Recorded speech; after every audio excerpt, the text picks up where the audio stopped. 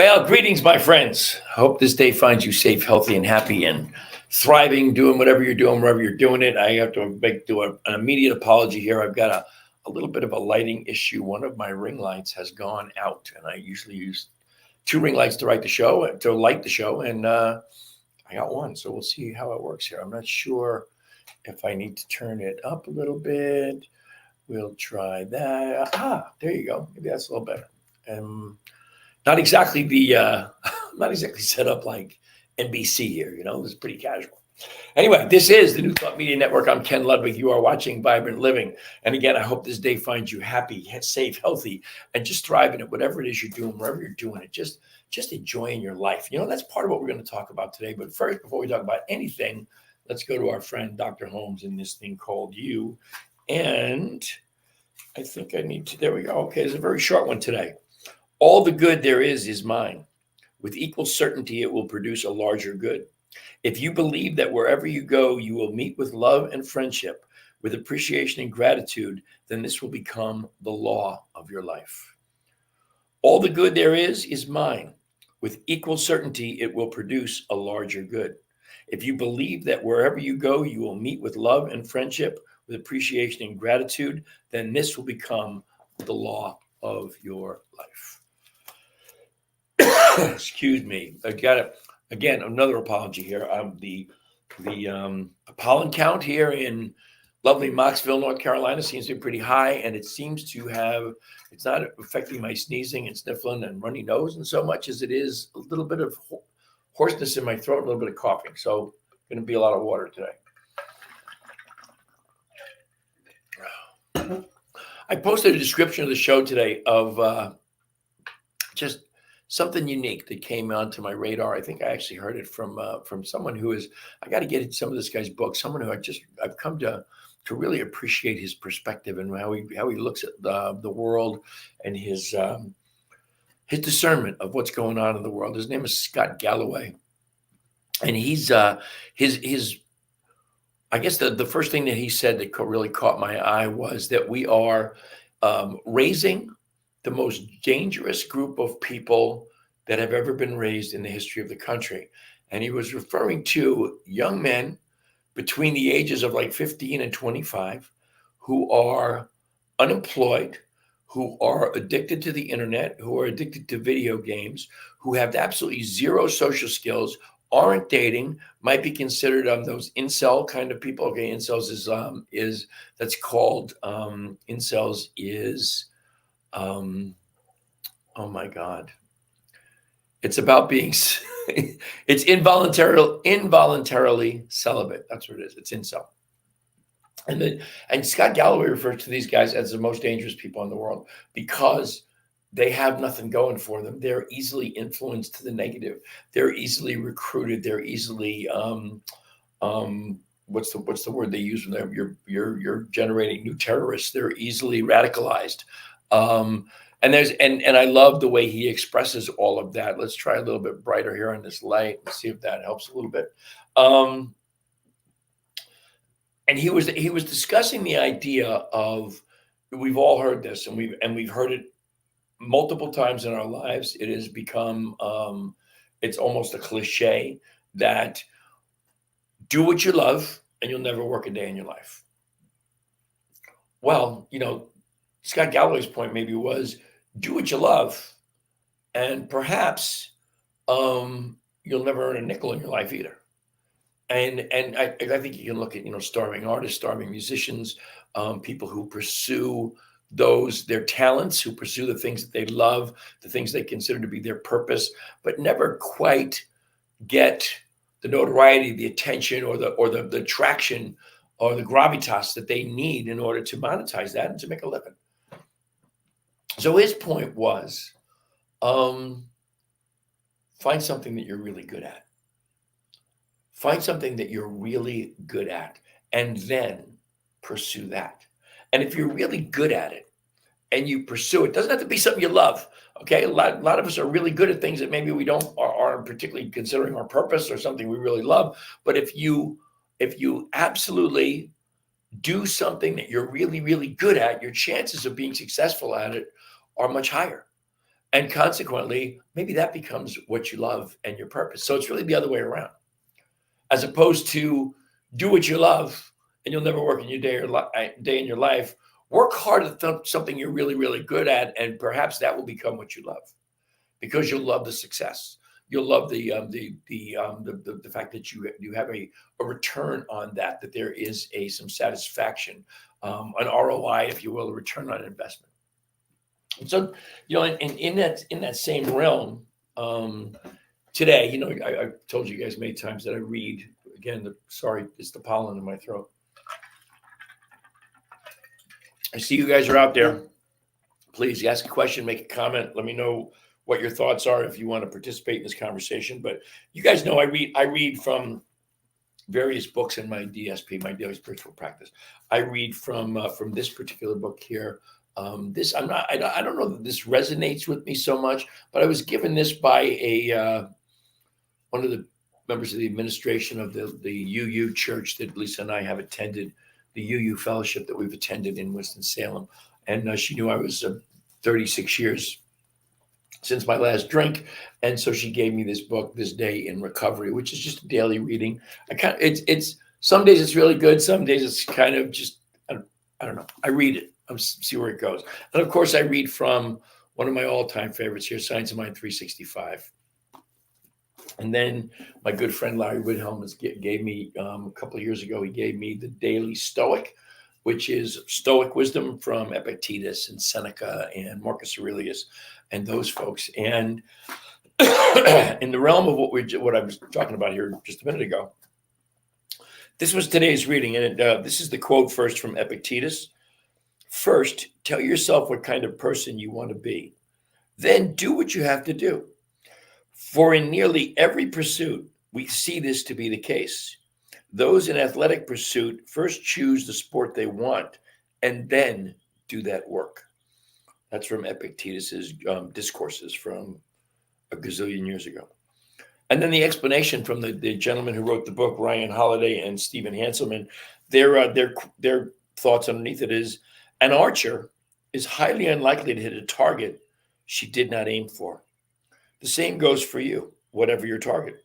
You are certain to miss the target if you don't bother to draw back and fire. Your perceptions and principles, our perceptions and principles guide us in the selection of what we want, but ultimately our actions determine whether we get there or not. So yes, spend some time, real, uninterrupted time, thinking about what's important to you, what your priorities are. Then work toward that and forsake all others. It's not enough to wish and hope. One must act and act right. Which is right in the exact same realm that I'm talking about. This is the idea that we find what you're good at.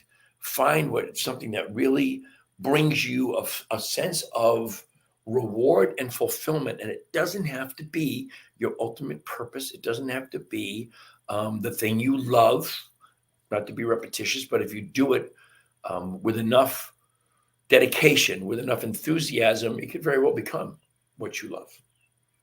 And then I was just thinking about my own life, and you've heard about my spiritual circle. My beloved Lisa and I met with our spiritual circle on Tuesday night, and our one fellow David was the facilitator, and his subject for the night was transitions.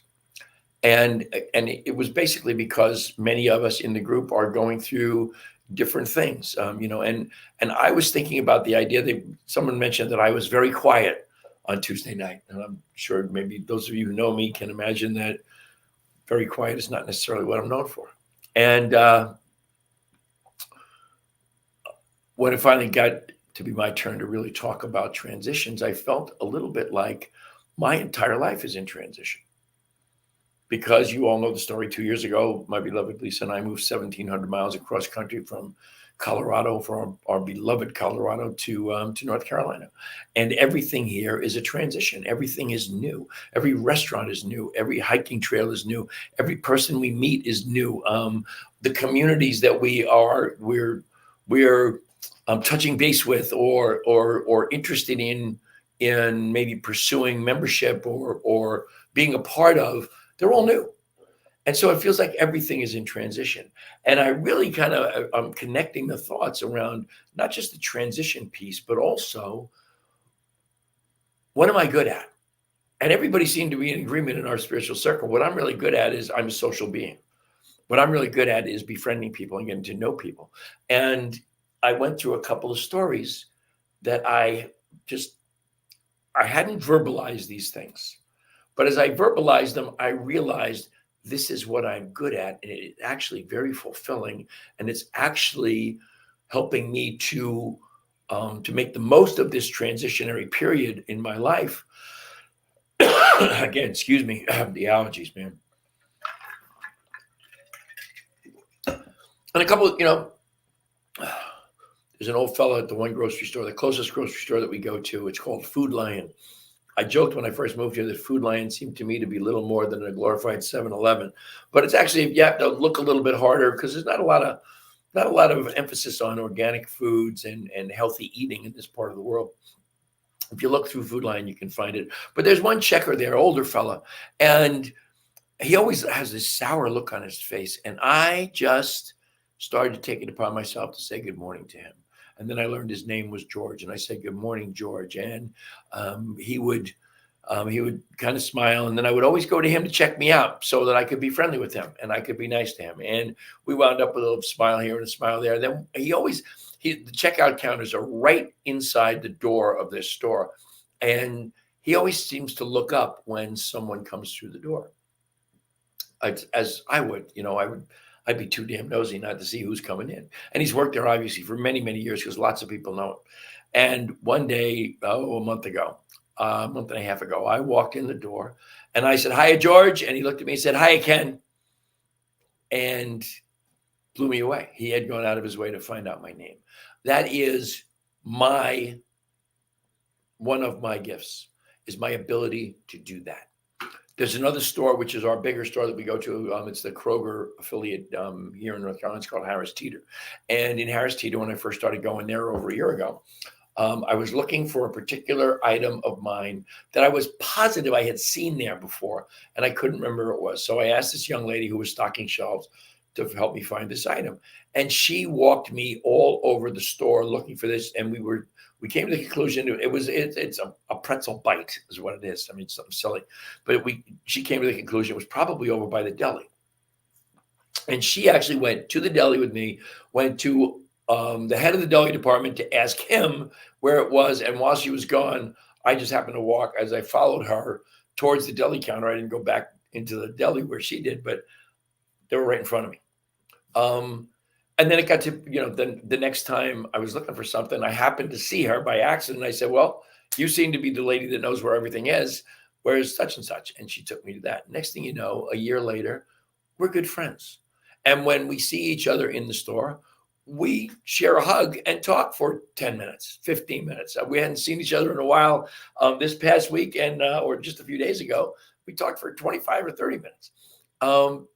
Again, that's part of my gift. My beloved and I were going to Lowe's one Sunday morning, 3 weeks ago. We're on our way to Lowe's. We're going to look for some trees to plant in our backyard. Basically, we're trying to create a barrier between us and our neighbor's house so we can't see his damn Confederate flag. But anyway, we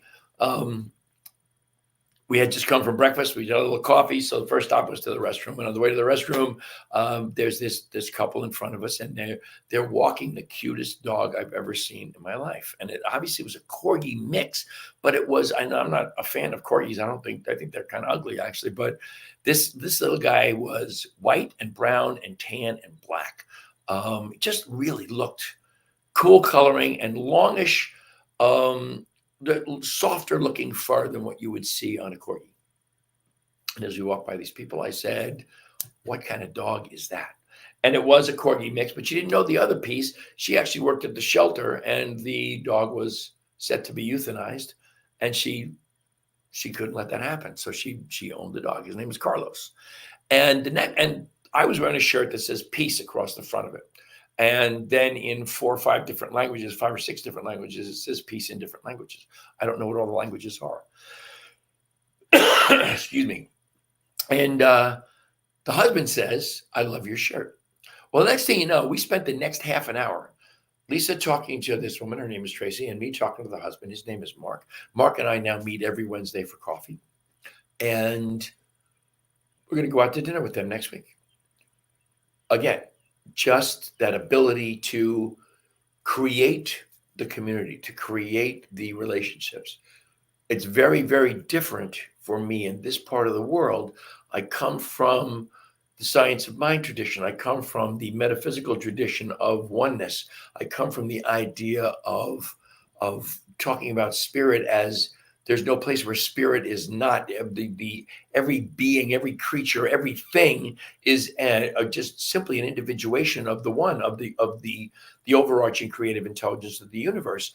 And this is not that here. This is very, very, very Christian. I'm very liberal, lean progressive. I have maybe a streak of libertarianism in me, but in this part of the world, that's the closest I come to the people with the bit of libertarianism, because it's very, very, very right, very Republican in this part of the world. To be able to create friendship and relationships here is not the easiest thing in the world for me, when some of the most important things in my life are my spirituality and what's going on in the political world. And even though I was brought up in a generation where two things you never talked about in social gatherings was religion and politics, I maintain that has put us in a spot where now we're totally incapable of talking about religion and politics in a civil way. It's always two totally divided camps. As Barry Ebert says, in what we're thinking about, we're bunkered. We're bunkered in high-walled camps, left and right. It seems there ain't nobody talking when everybody screams, and we're hunkered down in high-walled camps. Is that it? Yeah, I think so.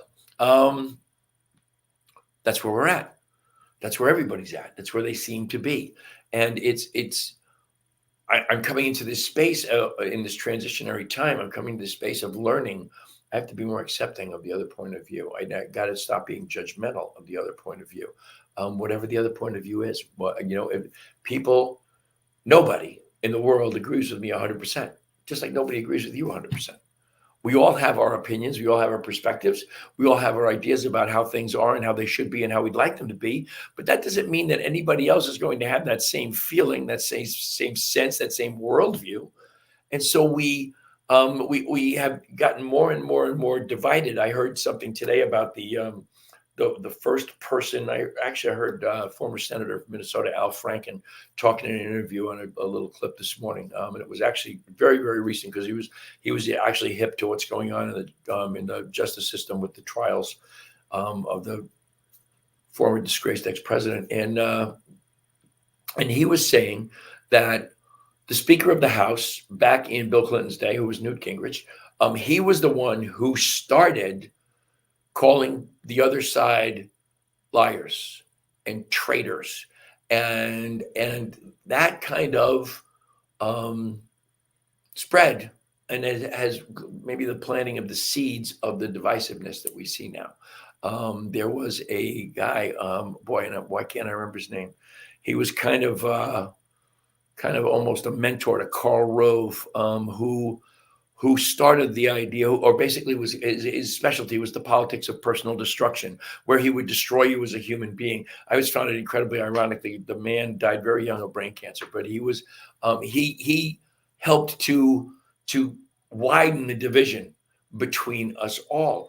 And just going back to not to be political, go back to where I'm at now. Here I am in this part of the world where the overarching mindset, ideology is not mine. It's not even related to mine. And I am learning at 73 years old. I'm proud of myself that I'm learning something at 73, but I'm still learning that I just have to learn to accept that there are differing perspectives held by very nice people. And in truth, Lisa and I, we've met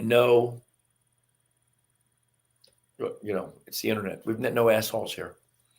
We've met nothing but very nice, wonderful, loving, kind people. And I've only had a couple of political conversations, real serious political conversations. Only one of them with a neighbor who's very much on the opposite side of the fence. But I made it a point to affirm at the end of our conversation as he was leaving to head back home that it was a great thing that he and I could have this conversation in a civil manner and not have it destroy the little friendship that we have developed over the course of the last whatever it is now. We moved in here in November, December, January, February, March, April. We have now been here. This is our 18th month. Yikes. How did that happen? I want to, that's it. That's pretty much what I got for you today. I did want to read one thing that I've read before here. I find this incredibly uplifting, and I want to read you this before we go here today. Again, from Ernest Holmes, from the Science of Mind textbook. This is on page 293, and I my understanding is that in the Science of Mind textbook, they have never changed the pagination, so that it's always, no matter what, whether you get a hardcover, a soft cover, an older edition or newer edition, the paging is all the same. The page numbers are the same. So page 293, and this is about mental equivalence. And I think mental equivalence is one of the most important things we can, it's one of the most important habits we can develop, is to develop our mental equivalence. It's all about creative visualization. It's all about Michael Beckwith's with visioning. That's all about mental equivalence. It is what do you believe, truly believe, even know to your core is your highest good and what you are striving for. Again, what you're good at, not what you love, but what you're good at. What is that? And then start moving in that direction. As Ernest says, treat and move your feet. I know I am now at the threshold of all good, wisdom, and truth. All the good I can embody is now mine. I have only to open the portals of my soul and accept that which is ready to express through me. I expect fully and emphatically the answer to my prayer today. Right now, do I possess everything that I so greatly desire? I remove my fear of lack and negation, for it is the only barrier which stands in the way of my experience of good. I alone can remove it, and I do remove it now. In this moment, my good comes to me enough and to spare, to give and to share. I can never be exhausted. My good can never be depleted, because that source from which my good comes is inexhaustible. Today, in this moment, the law responds to my thought. My word is one of affirmation, rising from the knowledge that the good, the enduring, and the true are eternalities in my experience. I cannot be apart from that which is my good. My good is assured me by God, the indwelling essence of my life. I love that one expression. The good, the enduring, and the true are eternalities in my experience. So that's it for me. As always, I am immensely grateful for the great gift of your time and your attention. I wish you all the love and all the blessings that the universe has to offer. I hope you will join me next Thursday and every Thursday at 2 o'clock Mountain Time, 4 o'clock Eastern Time. If you want to reach me, I should probably do that before I sign off here. But if you want to reach me, you can go to you can send me an email at tmrocketnow@gmail.com. Please always remember that the show is brought to you by HempWorks, makers of the finest hemp oil and CBD oil and hemp infused products on the planet, including my favorite CBD infused coffee that you will love. 5 milligrams of CBD in every cup, along with some chocolate mushrooms to make you feel good. You can go to hempworks.com/Ken Ludwig. It will tell you everything you need to know about those products and get you the best pricing if you go to my site. Please, we live and breathe by virtue of your generosity and your donations. We're a nonprofit organization. Go to www.ntmedia.org. That's newthoughtmedia.org. Click on donate, and we will be immensely grateful for anything and everything that you deign to give us. I'm looking for another word, but it's giving to us. It's donating to us. Again, I thank you for your time and your attention, and for for being with me this week. And I hope I'll see you next week. Until then, my friends, namaste.